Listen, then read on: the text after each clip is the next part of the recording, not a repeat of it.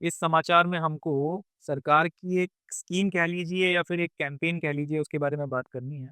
ये समाचार UPSC civil services में और जितने भी आपके दूसरे कॉम्पिटिटिव एग्जामिनेशंस हैं उसमें एमसीक्यू के रूप में तो आ ही सकता है, मगर खास तौर पर मेंस की अगर बात की जाए, और मैं सिर्फ सीरियस एस्पिरेंट्स को एड्रेस कर रहा हूँ। मेंस के जीएस 3 पेपर में, एथिक्स के पेपर में जीएस 4 का जो होता है, और इसके अलावा आपका एसए के पेपर में अगर कुछ लिखने के लिए आता है नारियों के ऊपर, वुमेन एम्पावरमेंट पे, या फिर इंटरव्यू में अगर आपको कुछ कोट करना है, वहाँ पर ये न्यूज़ आपके ज़्यादा काम आ सकती है। हाई चांसेस हैं कि यहाँ से कुछ पूछा भी जाए या शायद ना भी पूछा जाए, मगर मेंस में लिखने के लिए ये आपको अच्छा कंटेंट देता है, तो उसको हमको प्रिपेयर करना है। और एज़ अ सीरियस एस्पिरेंट आपको ये न्यूज़ अच्छे से पढ़नी चाहिए, ये मेरी आपको सलाह है। देखना, स्वस्थ नारी सशक्त परिवार अभियान। ये स्वस्थ नारी सशक्त परिवार अभियान रिसेंटली प्राइम मिनिस्टर मोदी के द्वारा लॉन्च किया गया है। ये केंद्र सरकार का एक इनिशिएटिव है जिसका ऑब्जेक्टिव या फिर एम ये है कि महिलाओं की जो हेल्थ है, उसको कॉम्प्रिहेंसिव स्क्रीनिंग और सर्विसेज की मदद से इम्प्रूव किया जाए। देखिए, एक होता है कि आपको कोई बीमारी लग गई और उसके बाद आप जाके उसका इलाज करा रहे हैं, और उसकी दवाइयाँ खा रहे हैं, ठीक होते हैं, नहीं होते हैं, फिर वो बात की बात है। अगर दवाइयों से ठीक होगा तो ठीक है, नहीं तो उसके बाद अगर कोई सर्जिकल प्रोसीजर या कोई और चीज़ होती है तो वो की जाती है। एक होता है कि आप अपनी पहले ही स्क्रीनिंग करवा लीजिए और उसमें आपको पता चल जाए कि भाई आपकी बॉडी वेट क्या है, आपकी शुगर लेवल क्या है, ब्लड प्रेशर क्या है, बाकी सारी चीज़ें हैं, जेनेटिक्स कैसा क्या है। उसके बेसिस पे आपको एक अंदाज़ा लग जाएगा कि कौन-कौन सी बीमारियाँ आपको होने की संभावना है, किस चीज़ की जो है टेंडेंसी ज़्यादा दिख रही है। अकॉर्डिंगली फिर सरकार की जो अलग-अलग सर्विसेज़ चलती हैं, उनका फ़ायदा उठाएँ और चीज़ों को प्रिवेंट करें। अगर आप प्रिवेंशन करेंगे तो ज़्यादा बेहतर है, क्योंकि ये कहा भी गया है ना कि prevention is better than cure. अगर आप पहले से ही सतर्क हो जाएँगे, सचेत हो जाएँगे, तो हो सकता है आपका खर्चा भी कम हो और जल्दी आप ठीक भी हो जाएँ और जो समस्या आपको हो सकती थी वो ना हो। तो इन सारी चीज़ों को ध्यान में रखते हुए, क्योंकि महिलाओं को कई ऐसी बीमारियाँ हैं जो होने की का खतरा ज़्यादा रहता है, तो उस सब को ध्यान में रखते हुए महिलाओं की हेल्थ को इम्प्रूव करने के लिए ये पूरी की पूरी स्कीम लाई गई है। कॉम्प्रिहेंसिव लेवल पर, यानी कि बड़े लेवल पर महिलाओं की स्क्रीनिंग की जाएगी, उनके स्वास्थ्य का क्या स्टेट चल रहा है, वो देखा जाएगा, किसको क्या चीज़ें होने की संभावना है, और अकॉर्डिंगली फिर सर्विसेज़ वगैरह देकर उन चीज़ों की दवाइयाँ शुरू की जाएँ या फिर कोई कोर्स शुरू किया जाए जिससे कि चीज़ अवॉइड की जा सके।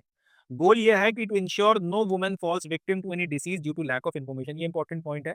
खास तौर पर ये पूरा का पूरा जो प्रोग्राम है ये चलाया जा रहा है रूरल एरियाज़। आज भी महिलाएँ बहुत ज़्यादा पढ़ी-लिखी नहीं होती हैं, काफ़ी प्रोग्रेस और तरक्की होने के बाद भी। इन्फॉर्मेशन से ज़्यादा आज की तारीख में डिसइन्फॉर्मेशन या मिसइन्फॉर्मेशन बहुत बड़े लेवल पर फैली हुई है, तो भ्रांतियाँ बहुत सारी हैं। तो लैक ऑफ इन्फॉर्मेशन या फिर एक्सेस इन्फॉर्मेशन, मिसइन्फॉर्मेशन, डिसइन्फॉर्मेशन, किसी भी वजह से कोई महिला किसी तरीके के डिसीज़ का शिकार ना हो जाए, और अगर हो गई है तो जल्दी से जल्दी उसका इलाज शुरू किया जा सके। इन सारी चीज़ों को इंश्योर करने के लिए ये स्वस्थ नारी सशक्त परिवार अभियान चलाया जा रहा है। अब महिलाओं के केस में स्पेसिफिक क्यों? पुरुषों ने ऐसी क्या गलती कर दी कि उनके लिए नहीं चलाया जा रहा? जवाब ये है कि वुमेन बायोलॉजी इस तरह से होती है कि कुछ ऐसे डिसीज़ेज़ हैं जिसके प्रति महिलाएँ ज़्यादा वल्नरेबल होती हैं। जैसे पीएम उज्ज्वला स्कीम आने के पहले ये एक प्रूवन फैक्ट है कि घर में जो पूरे में खाना बनाती थी महिलाएँ, तो वो जिस तरीके से धुआँ अंदर ले रही थी, उनको लंग कैंसर होने की संभावना उसी घर के पुरुष की अपेक्षा ज़्यादा थी। इसी तरह कई सारे ऐसे डिसीज़ेज़ होते हैं, क्योंकि महिलाओं को रिप्रोडक्शन की पावर दी गई है, तो उससे रिलेटेड कई सारे इश्यूज़ आ जाते हैं। या ब्रेस्ट कैंसर जैसी समस्या हो गई, होने की संभावना बहुत ज़्यादा होती है। तो इस तरीके के कुछ डिसीज़ेज़ हैं जिनके प्रति महिलाएँ ज़्यादा वल्नरेबल होती हैं, और इसलिए इम्पोर्टेंट हो जाता है कि इनको जल्दी से जल्दी डिटेक्ट किया जाए, और अगर जल्दी इनको डिटेक्ट कर लिया जाता है, जल्दी इनका इलाज शुरू हो जाता है, तो ब्रेस्ट कैंसर जैसी बीमारी जो अगर हो गई, तो काफ़ी सारे केसेज़ में आपकी मृत्यु तक हो सकती है, उससे बचाया जा सकता है।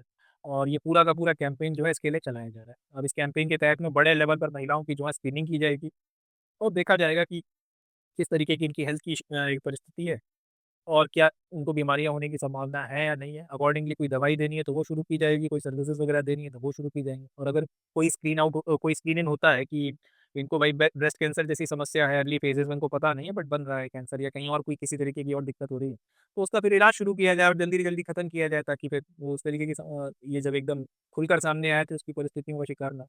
अब ये पूरा का पूरा जो कैंपेन है गांधी जयंती यानी कि 2 अक्टूबर तक चलेगा, और 2 अक्टूबर तक ये पूरा कैंपेन चलने के बाद में इसके तहत में इलाज और बाकी सारी चीज़ें महिलाओं को दी जाएँगी। तो ये आपका पूरा समाचार है, जिसको अपने को याद रखना है, और फिर वही बात कि यहाँ से शायद क्वेश्चन तो एमसीक्यू के रूप में पूछा जा भी सकता है, नहीं भी जा सकता है, बट मेंस के लिए ये इन्फॉर्मेशन काम की है, मेंस में आप इसको यूज़ कर सकते हैं। चलें, that's it from this news, next news देखते हैं।